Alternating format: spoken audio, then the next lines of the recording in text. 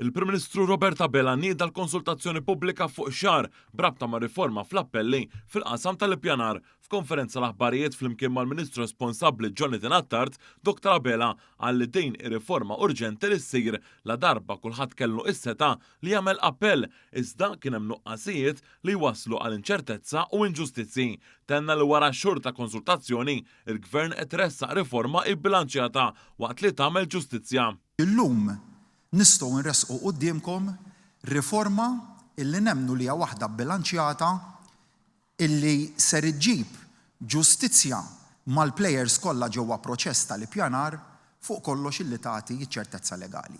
Il-Prim Ministru spjega li bħalissa waqt li xi ħadd jitfa' appell ix-xogħlijiet jibqgħu għaddejn u saħansitra jkun hemm każi fejn dan ix-xogħol ikun tlesta u kompla li din ir-riforma studjata u ambizzjuża li tagħti ċertezza u stabilità waqt li twettaq miżura l-manifest elettorali intmalta fl-ewwel ġimgħat ta' din il-leġislatura ġdida.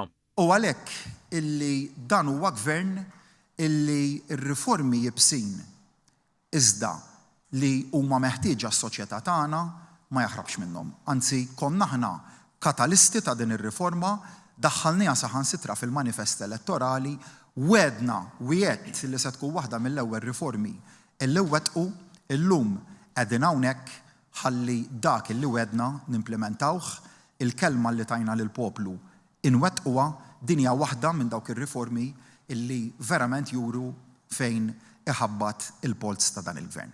Il-Ministru għall-Infrastruttura, l-Ippjanar u x-xogħol qal li din ir-riforma se tagħti ġustizzja waqt li tagħti fiduċja lill-istituzzjonijiet ta' pajjiżna dan filwaqt li se jinżamm bilanċ bejn drittijiet ta' tnejn. Dr. Attard spjega li din ir-riforma se twassal għal sospensjoni awtomatika tax xogħlijiet skont il-liġi u ma jista' jsir l-ebda xogħol sakemm tingħata is-sentenza finali u saq li din ir-riforma imsejsa fuq 3 pilastri: sospensjoni awtomatika, termini effiċjenti fil-proċess u anke l-proċess ikollu qalba aktar diġitali. Dr. Attard spjega li min jikser is-sospensjoni u jagħmel xogħlijiet sakemm tittieħed id-deċiżjoni finali mill-Qorti tal-Appell jew it-Tribunal għal dan il-għan se jkun hemm l-infurzar. Riforma li noħolqu sistema aktar ġusta imma wkoll aktar effettiva, aktar trasparenti u aktar kredibbli. Sistema fejn l-appell mhux biss jeżisti fil-liġi iżda jkun kapaċi jipproduċi rimedju reali. Sistema fejn id-drittijiet ta' kulħadd jiġu rispettati u sistema li ssaħħaħ il-fiduċja tal-poplu fl-istituzzjonijiet tagħna. U dan huwa pass importanti l qoddim, pass favur il-ġustizzja fl-ippjanar, pass favur anke governanza tajba u pass favur Malta aktar b'saħħitha, Malta aktar ġusta u aktar responsabbli. Fl-istess konferenza l-aħbarijiet, il-Prim Ministru spjega li se jitressaq l-ewwel qari tar-riforma fil-Parlament waqt li l-konsultazzjoni pubblika se tibqa' miftuħa sa 18 ta' Awwissu li ġej.